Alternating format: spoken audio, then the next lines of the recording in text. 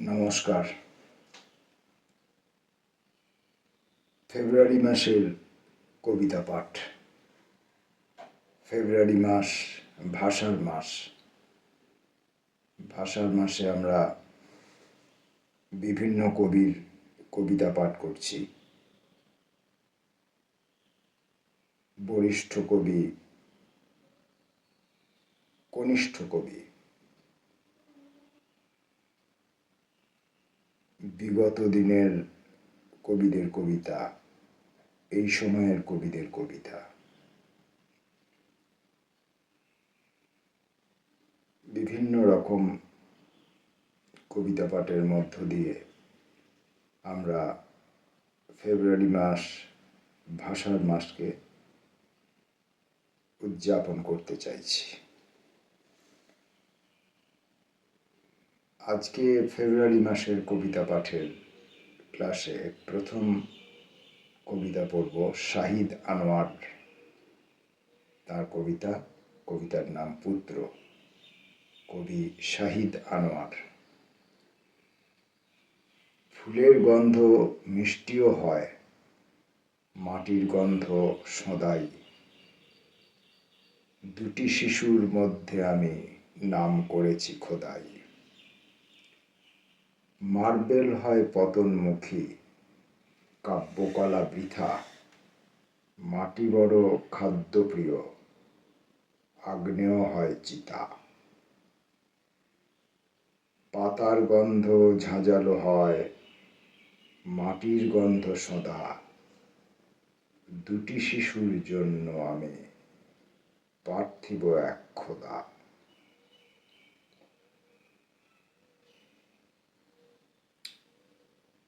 পরের কবির নাম রণজিৎ দাস।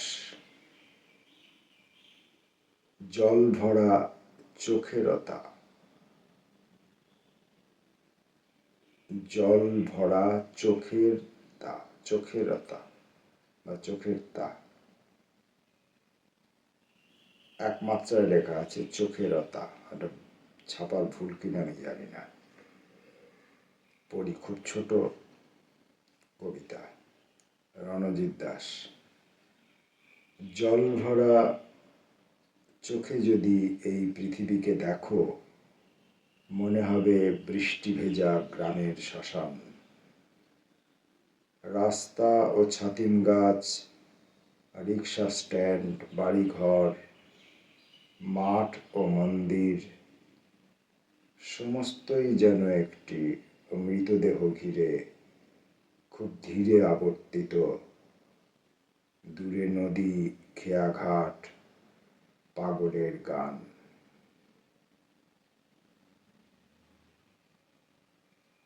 জল ভরা চোখে, এটুকু হলেই নামটা ঠিক হয়। চোখেরতা, এটা কেন আমি বুঝতে পারছি না। জল ভরা চোখেই আমি ধরছি বা খুঁজে বার করতে হবে রণজিৎ দাসের বই থেকে এই নামের কোনো কবিতা আছে কিনা। আমার কাছে যে রণজিৎ দাসের কবিতা বই সংগ্রহে আছে, সেখান থেকে আমি খুঁজে দেখব। বর্তমানে এই কবিতাটি আমি যেখান থেকে সংগ্রহ করেছি তাতে এই নামকরণটি আছে জল ভরা চোখেরতা। কিন্তু আমি কবিতার মধ্যে এই নামকরণের কোনো যৌক্তিকতা খুঁজে পাচ্ছি না। আমি আর একবার পড়ছি কবিতাটি।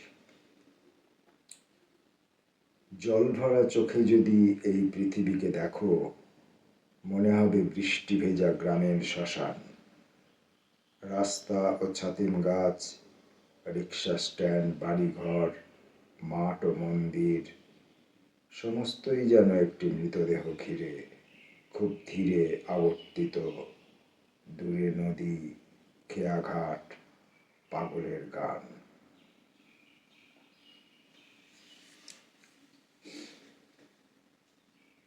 পরবর্তী কবির নাম রমেন্দ্র কুমার আচার্য চৌধুরী। অন্য এক কবি।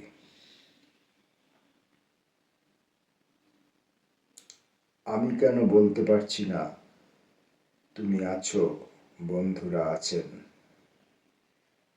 আমি বুঝি নকশা আঁকা বাড়িটাকে জলের ফুটোতে রোজ উল্টো করে দেখি। আমি প্রত্যেক দেওয়ালে এমন আয়না রাখি যাতে নিজেরই মুখের পট অদ্ভুত লাগে।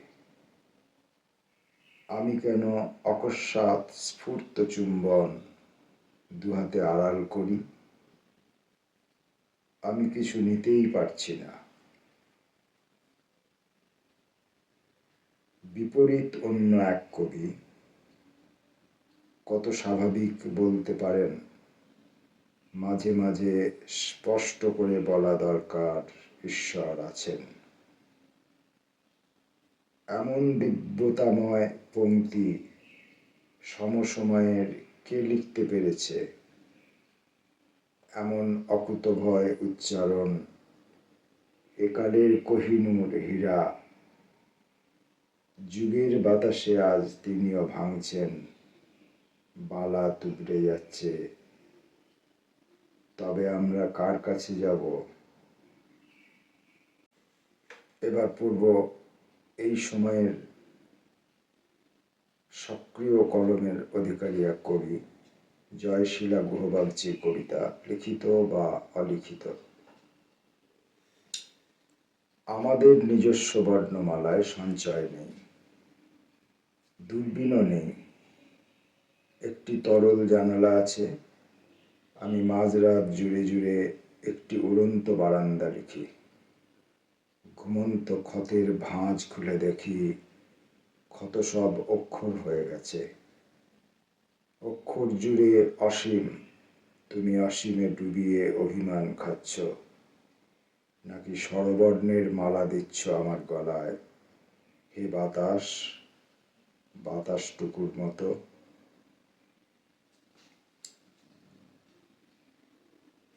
এক অতি তরুণ কবি দীপ্তি ঘোষ চক্রবর্তী, কবিতার নাম প্রেম। সব কিছুর থেমে যাওয়া থাকে, ক্রমশ নিভে যায় রূপলি সকাল আহত পাখির ডানায়।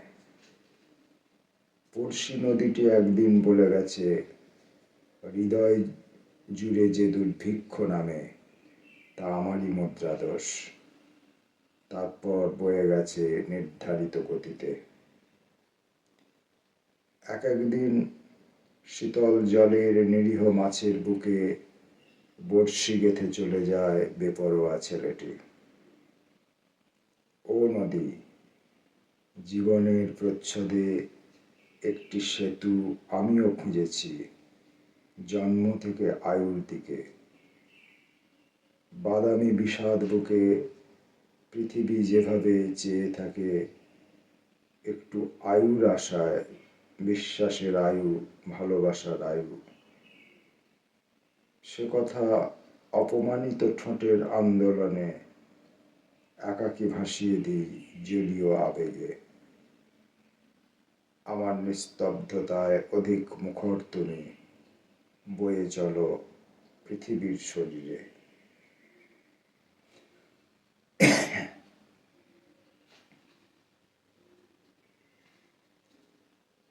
পড়লাম এই সময়ের একজন অতি নবীনা কবির কবিতা। তারপরই আবার আমরা ফিরে যাব অতীতে, একজন জনপ্রিয় চিন্তাশীল এবং কবি প্রাণপূর্ণ মানুষ মনীন্দ্র গুপ্তের কবিতায় রাত্রি তরঙ্গ। সন্ধ্যাবেলা তালা খুলি, ঘর নয়, বোবা কালা মা মরা সন্তান ঢলে আছে। থাক, ক্লান্ত লাগে। কচিত বিকেলে ফিরে দেখি ঘুলঘুলির রৌদ্র নিয়ে খুব খেলছে। সমবয়সীর মতো মেতে উঠে হঠাৎ চমকাই, আমি ছায়া ধরে আছি, ও রোদ্দুরের সঙ্গে চলে গেছে। কষ্ট হয় বর্ষার সন্ধ্যায়, কিছুতে থাকবে না ঘরে। কালো বেড়ালের মতো রুষে ওঠে, নখ বার হয়। ত্যক্ত হয়ে লাথি মেরে বার করে দিই, উড়ে যায় অভিশপ্ত বাদুড়ের মতো বর্ষায়, বিদ্যুতে, অন্ধকারে। সারা রাত রক্ত কিংবা দুঃখ খেয়ে ফিরে আসবে ভোরের আগেই। তবুও নিঃসঙ্গ নই। কুকারের মধ্যে মাংস টগবগায়, একা খাওয়া বড় আনন্দের। খাদ্য, আমি, দুইজন মুখোমুখি। প্লেট থেকে কথা বলছে সাদা ভাত, বহু মমতার বউলে মাংস, বন্য উপকথা। যেন বনের কিনারে একটি হাঁড়ি ও আকাশ, তিন দিকে মহাশূন্য। হাঁড়ি থেকে মহাজাগতিক মেঘে বিশ্ব সংসারের গল্প ওঠে। হালকা ঘুমে সারা রাত, মুনলাইট, সোনাটার বন। আলো আঁধারির মধ্যে গাছে হাওয়া হঠাৎ ঘুরছে, শব্দ। একদল লাল বেগুন লাফ দিল চাঁদ লক্ষ্য করে, টুপ টুপ ঝরছে শিশির, শব্দ। রঙ্কু হরিণের দল সন্তর্পণে ঘুরে চলে গেল।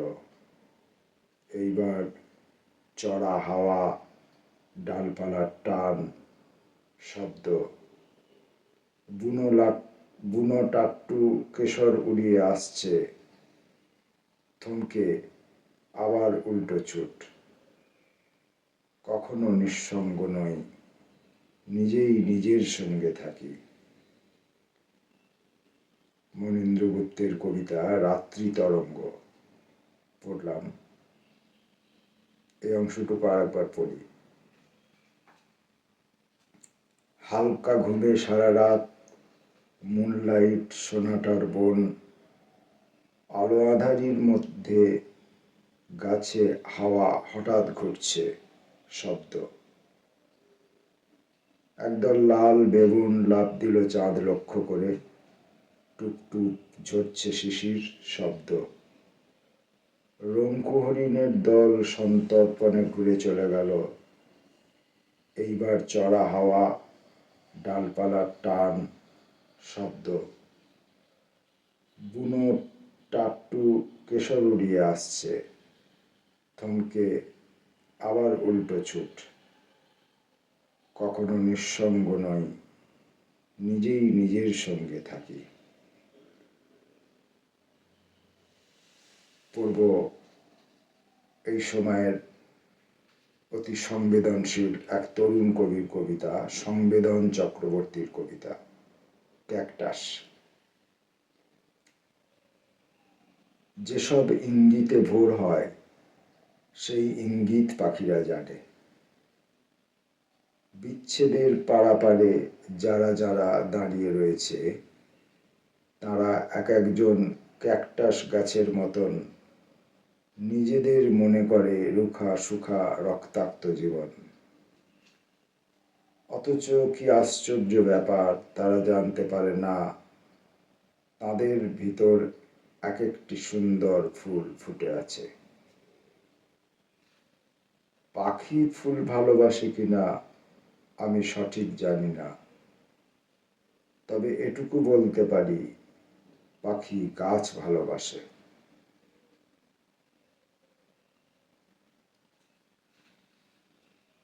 ফেব্রুয়ারি মাসের কবিতা পড়ছি আমরা। ভাষার মাস ফেব্রুয়ারি মাস। প্রণবেশ সরকারের কবিতা প্রেম বাসনা। পুরুষ মেঘের সাথে স্ত্রী মেঘের দ্বন্দ্ব। তুমি বলো সংঘাত, আমি দেখি জল, জলীয় দ্রবণের অভিস্রবণ। দ্বন্দ্ব দিল ভাষান, প্রেম বাসনার বন্যা, নিবিষ্ট প্রদান, আধান। ইলেকট্রন ঝাঁপিয়ে পড়ে প্রোটনের বুকের ওপর, জ্বলে ওঠে, ফুঁপিয়ে ওঠে প্রেম বাসনায়। আলো হয়, আমি দেখি জল। ধনাত্মক হৃদয়ে ঋণাত্মক আকুলতার উৎসব, বৃষ্টি হয়, প্রেম বাসনার বৃষ্টি, সন্তান বৃষ্টি, সবুজ বৃষ্টি, ফল দেয়, ফুল দেয়। তুমি বলো বসন্ত, আমি দেখি জল, যাবতীয় উৎসবের প্রশমন। পুরুষ মেঘের সাথে স্ত্রী মেঘের দ্বন্দ্ব। তুমি বলো সংঘাত, আমি দেখি জল, প্রেম বাসনার প্রশমন। অনন্ত নীলে সবুজে বুকের গোলাপি বসন্ত উৎসবে জল, শুধু জল।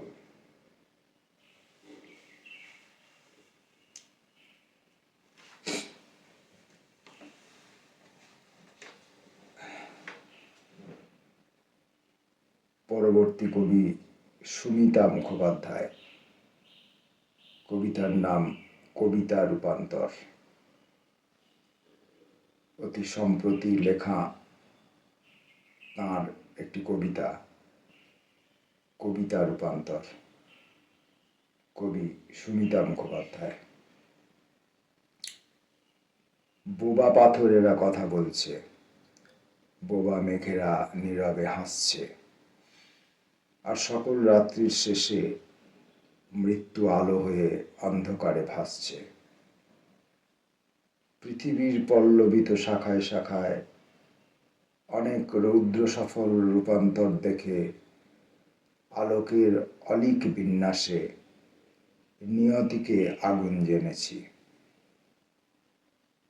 প্রস্তুতি তো ছিলই, তবু মূর্ত আকস্মিক ধ্বংস সংসারে এক বজ্ঞা খেয়াল কি আর বাঁচাতে কিছু পারে?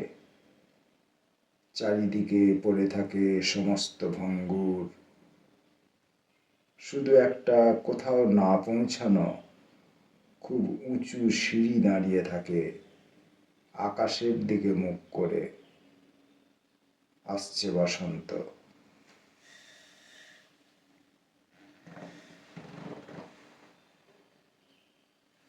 এবার পড়ব কবি নিয়াজুল হকের কবিতা অযান্ত্রিক।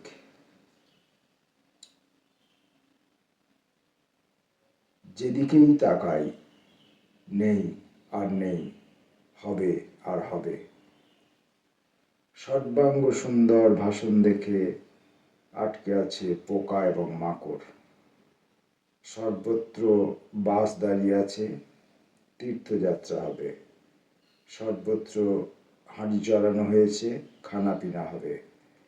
সর্বত্র হবে হবে, গাজর ঝোলানো আছে।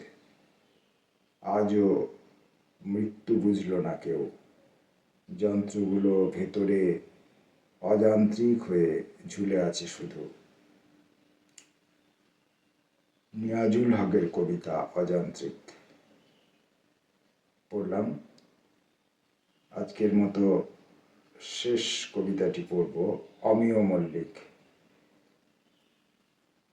আমি যে সমস্ত কবিদের কবিতা পড়ি, যারা বিগত সময়ের কবি, সময়ের কারণবশত তাদের কবিতার সঙ্গে খুব সামান্য হলেও পরিচয় আছে।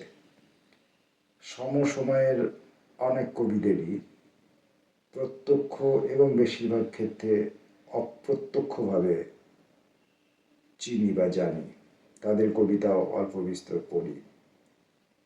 এখন যে কবির কবিতা পড়ব অমিয় মল্লিক, এর কবিতা আমি আগে কখনো পড়িনি, এর নামও আমি আগে কখনো শুনিনি। ইনি সিনিয়র নাকি জুনিয়র তা আমি জানি না। আমি এর কবিতাটি সংগ্রহ করেছি শুধু ছায়ের স্তূপ। কবিতার নাম শুধু ছায়ের স্তূপ। শুধু এক বিষাদ শূন্য সময় আমার সাথে একই ছাদের তলায় বাস করে। অবরুদ্ধ কাঠামোর মধ্যে কোথাও কোনো বাতাসের আনাগোনা নেই। স্বপ্নের মধ্যে নশ্বর জীবনের বাস্তবতা। নৈমিত্তিক কারণে অমৃত গরল ধারায় বয়ে যায়। আগুনও মাঝে মাঝে দহন ক্ষমতা হারায়। শুধু ছায়ের স্তূপ। যে সময়কে অস্বীকার করি সেই আবার আমার বাল্যকালের অভ্যেস ফিরিয়ে আনে, যেন আমি নিজেই সময়ের সাথে একই দৃশ্যে চিত্রায়িত হতে পারি। ফেব্রুয়ারি মাসের কবিতা পাঠে অনেক পরিচিত এবং অপরিচিত কবির কবিতা পড়লাম। কবিতা পড়াই আমাদের একমাত্র উদ্দেশ্য, কবিতা পড়া এবং কবিতা শোনা। পরিবেশনগত কিছু ত্রুটি আমার মধ্যে আছে, যাকে আমি অতিক্রম করে উঠতে পারছি না। আমার সীমা আমাকে ক্ষুদ্রতার মধ্যে বেঁধে রেখেছে। আমি কবিতার সাহায্য নিয়ে সেই ক্ষুদ্রতার গণ্ডিকে অতিক্রম করতে চাই। আসবো পরবর্তী কোনো ভিডিওয়ে আবার একগুচ্ছ প্রবীণ এবং নবীন কবির কবিতা নিয়ে। ততক্ষণের জন্য নমস্কার।